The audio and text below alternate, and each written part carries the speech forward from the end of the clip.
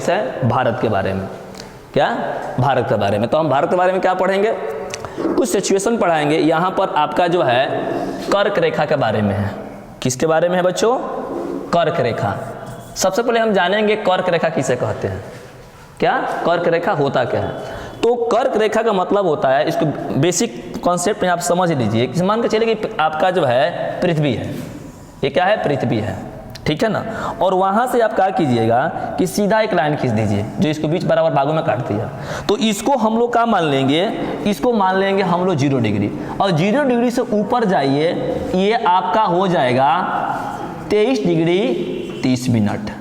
कितना हो जाएगा? 23 डिग्री 30 मिनट। जब 23 डिग्री 30 मिनट का जो लाइन होता है, जो कि आपके क्या बोलते हैं, इस पृथ्वी के लाइन से, पृथ्वी के जो भाग से गुजरता है, उसी 23 डिग्री 30 मिनट के लाइन को हम लोग आसान भाषा में क्या कहते हैं? कर्क रेखा के नाम से जानते हैं। इसको जो हम लोग जो है कैप्रिकॉन्स लाइन के नाम से भी जाना जाता है। आ गई समझ में? और ये जो आपका जो इक्वेटर्स होता है, जिसको हम लोग हिंदी में विषुवत रेखा कहते हैं, इसको ऊपर जाएंगे तो नॉर्थ और नीचे जाएंगे तो क्या हो जाएगा? साउथ होता है। इसके पहले मैं आपको पृथ्वी के बारे में कुछ और महत्वपूर्ण बातें बता देते हैं कि पृथ्वी का जो आपका जो साउथ मतलब कि सॉर्दर्न हेमिस्फीयर है, यानी कि दक्षिणी गोलार्ध है, उसमें वाटर की एबिलिटी क्या है? बहुत ही ज़्यादा है। ऊपर वाला भाग में लैंड्स की एबिलिटी क्या है? बहुत ही ज़्यादा है। अब बात करते हैं कि सर आप हमें कर्क रेखा पढ़ा क्यों रहे हैं? बाबू कर्क रेखा क्या है? भारत के लिए बहुत ही महत्वपूर्ण पॉइंट है। काहे महत्वपूर्ण पॉइंट है? इसको थोड़ा सा आप लोग समझ लीजिए। क्योंकि सबसे पहले बात करते हैं, मैंने आपको जैसे बता दिया कि पृथ्वी को बांटने के लिए एक लाइन सबसे महत्वपूर्ण है, जिसका नाम क्या है? इक्वेटोरियल्स कहते हैं, विषुवत रेखा कहते हैं। आया समझ में? ठीक उसी प्रकार से भारत को बांटने वाला, जो भारत को 2 बीच बराबर भागों में बांट देगा, तो उस लाइन को क्या कहा जाता है? कर्क रेखा कहा जाता है। और ये कितना डिग्री का है? तो ये है आपका 23 डिग्री 30 मिनट का। बात समझ में आ गया? और ये भारत के 8 राज्यों से होकर क्या होती है? गुजरती है। कौन कौन से राज्य हैं? तो पहला राज्य का नाम है गुजरात, दूसरा राजस्थान। अक्सर दिमाग में नहीं बनता है कि राजस्थान का क्षेत्र छोटा दिखाई देता है, लेकिन पहले नंबर से गुजरात, दूसरा आपका जो है राजस्थान, मध्य प्रदेश, छत्तीसगढ़, झारखंड, वेस्ट बंगाल, आपका जो त्रिपुरा और क्या होता है? मिजोरम। ये 8 राज्यों से होकर आपका क्या होती है? कर्क रेखा गुजरती है। और इसकी क्या विशेषताएं है? इसका बहुत सारे विशेषताएं हैं, यानी कि बहुत अच्छा प्रॉपर्टी है। और इस कर्क रेखा से ऊपर जाएं तो हम भारत के उत्तर दिशा में जाते हैं, और कर्क रेखा से नीचे जाएं तो भारत के दक्षिण दिशा में क्या होते हैं? पहुंच जाते हैं। आ गई बात समझ में? और इस लाइन से हम भारत को एकदम 2 बिल्कुल इक्वल भागों में क्या कर देंगे? बांट देंगे। जैसे एक हमारे पास पेज है और पेज को बराबर फोड़ के काट दे तो दोनों पेज का होगा एकदम बिल्कुल बराबर बट जाएगा। ठीक उसी प्रकार से अगर हम इस लाइन से अगर हम काटना चालू करें तो जितना पार्ट ऊपर है उतना ही पार्ट क्या है? नीचे है। और तो अक्सर एग्जाम में आता है कि भारत के कौन कौन से राज्यों से होकर आपका जो है क्या बोलते हैं, ये कर्क रेखा क्या होती है? गुजरती है। तो ये कर्क रेखा कितने राज्यों से गुजरती है? 8 राज्यों से। पहला नंबर पे गुजरात, दूसरा राजस्थान, मध्य प्रदेश, छत्तीसगढ़, झारखंड, वेस्ट बंगाल, त्रिपुरा और क्या? मिजोरम। सर बीच वाला बांग्लादेश है, वो अपना देश क्या है? नहीं, इसलिए हम चर्चा वहाँ नहीं करेंगे। अब हम बात कर लेते हैं भारत का। भारत जो है मुख्य रूप से एशिया महाद्वीप में स्थित है, सब लोग जानते हैं। लेकिन एशिया अगर मान के चलो आसान भाषा में समझिएगा, ऐसे तो इसका पिक्चर हम थोड़ा सा क्लियर नहीं बना रहे, फिर भी समझा रहे। आपका मान कर लो एशिया के भाग हो गया। तो एशिया का भाग होकर कोई भी चीज़ के मेन 2 पार्ट होते हैं। अगर हम लाइन यहाँ से खींच दें तो ऊपर वाले को क्या कहेंगे? नॉर्थ, और नीचे वाले को क्या कहेंगे? साउथ। और मान के चलिए कि ये वाला हमारा क्या है? एशिया कॉन्टिनेंट्स है, यानी कि एशिया महाद्वीप है। तो एशिया महाद्वीप में पूछा जाएगा भारत किधर है? तो भारत किस भाग में है? तो आपके साउथ पार्ट में, यानी कि दक्षिण भाग में, एशिया के दक्षिण भाग में भारत क्या है? स्थित है। आ गई बात समझ में? और हम बात कर लेते हैं एरिया वाइज कि पूरे भारत का एरिया कितना है। तो इसका टोटल एरिया जो है 32,87,263 स्क्वायर किलोमीटर में क्या है? पूरा भारत फैला हुआ है। आ गई बात समझ में? अगर हम लोग इसके पोजीशन को समझें कि भारत का स्ट्रक्चर कैसा है, तो भारत जो है चतुष्कोणीय आकृति का है। सर चतुष्कोणीय क्या होता है? तब शुद्ध हिंदी बोल रहे हैं, कोई बात नहीं। क्वाड्रेटर समझते हैं ना, जिसके 4 पार्ट्स होते हैं, उसी तरह से सर कैसे 4 पार्ट बनाइएगा, मैं आपको बना के दिखाते हैं। मान के चलिए कि पोजीशंस होगी, यहाँ से आप लाइन को ऐसे खींचिए, दूसरा लाइन आप इसको ऐसे खींचिए, ठीक है ना, तीसरा लाइन आप ऐसे खींचिए यहाँ तक ले आइए, और चौथा लाइन ऐसे खींच दीजिए, तो बिल्कुल क्या हो जाएगा, एक क्वाड्रिलेटरल शेप का हो जाएगा। इसी को हिंदी में हम लोग क्या कहते हैं, चतुष्कोणीय आकृति के नाम से जानते हैं।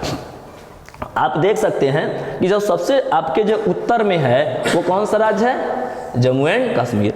सबसे जो पश्चिम में है वो कौन सा है, गुजरात। जो सबसे पूरब में है वो हमारा क्या है, आपका जो अरुणाचल प्रदेश, सॉरी पूरब में, हाँ। और ये जो बिल्कुल दक्षिण में है वहाँ पर 2 राज्य हैं, एक केरल है, दूसरा क्या है, तमिलनाडु है। लेकिन मुख्य रूप से देखा जाए तो तमिलनाडु का ही पोजीशन आएगा। आ गई बात समझ में। तो भारत का जो स्ट्रक्चर है आपका कोणीय है, मतलब क्वाड्रिलेटरल शेप का है, और ये पूर्ण रूप से जो है एशिया के दक्षिणी भाग में क्या है, स्थित है। यानी एशिया कॉन्टिनेंट जो है उसके जो है साउथ पार्ट में क्या है, आपका भारत का, हमारा भारत का क्या है, पोजीशंस है, सिचुएटेड है। तीसरी सबसे बड़ी बात कर लेते हैं, तो भारत जो है विश्व के क्षेत्रफल की दृष्टि से, यानी एरिया वाइज बात करें तो भारत जो है क्षेत्रफल की दृष्टि से एरिया वाइज दुनिया के 7वें नंबर स्थान पर क्या होता है, आता है। 1 नंबर पर कौन होता है, तो 1 नंबर में सबसे पहले आपका कौन है, रूस है। दूसरे नंबर पे कनाडा है, तीसरे नंबर पर अमेरिका, आपका चौथे नंबर पर चीन, 5वें नंबर ब्राज़ील, छठे नंबर पर ऑस्ट्रेलिया, और 7वें नंबर पर कौन है, आपका जो है भारत है। आ गई बात समझ में। अगर हम लोग जनसंख्या की दृष्टि से बात करें, जनसंख्या, तो जनसंख्या की दृष्टि से भारत जो है दुनिया का प्रथम हो चुका है। पहले चाइना था, अब आपका जो है भारत हो चुका है। आ गई बात समझ में। लेकिन 2011 के जनगणना के अनुसार से भारत क्या था, दुनिया का दूसरा क्या था, सबसे ज़्यादा जनसंख्या वाला देश था। लेकिन आज के जनगणना, अभी तो जनगणना नहीं हुआ इस साल आपका जो कोविड के कारण, लेकिन अब की बार जब गणना होगा तो इसमें जो है भारत जो है दुनिया का सबसे ज़्यादा आबादी वाला क्या होगा, देश हो जाएगा। आ गई बात समझ में, यस या नो।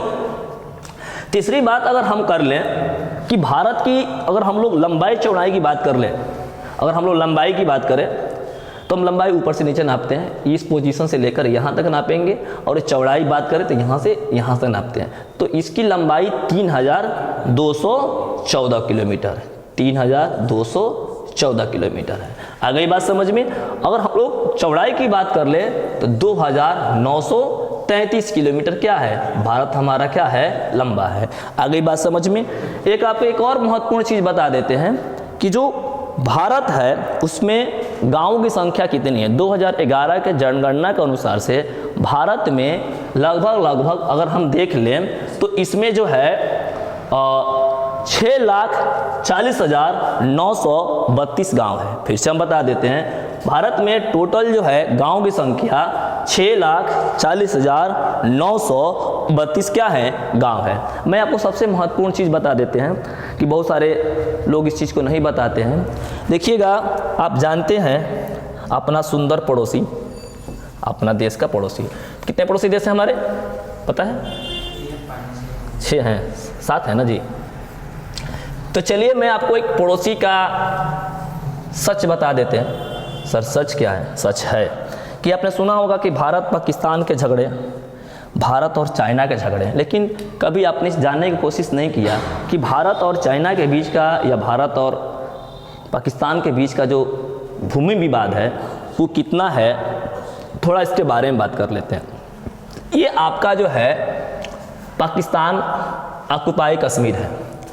आपको जान के आश्चर्य होगा कि 1948 के जो भारत और पाकिस्तान के बीच में जो युद्ध हुआ था उसमें जो कबीलाई भारत का जो जम्मू एंड कश्मीर का राज्य का जो हिस्सा था, पाकिस्तान जो है 78,114 किलोमीटर स्क्वायर का ज़मीन, ये क्षेत्र किसके पास है? पाकिस्तान के पास है। थोड़ा बहुत नहीं हुआ, इधर तो आधा काठा के लिए 1 फुट के लिए 6 माने कि 1960 से फैसला हो रहा है, आज तक फैसला हो रहा है, 2 भाई के बीच में झगड़ा नहीं फरिया यार। और पाकिस्तान बड़ी प्यार से 78,114 स्क्वायर किलोमीटर ज़मीन जो है छेंक के रखा हुआ है। और उसने एक और काम किया है।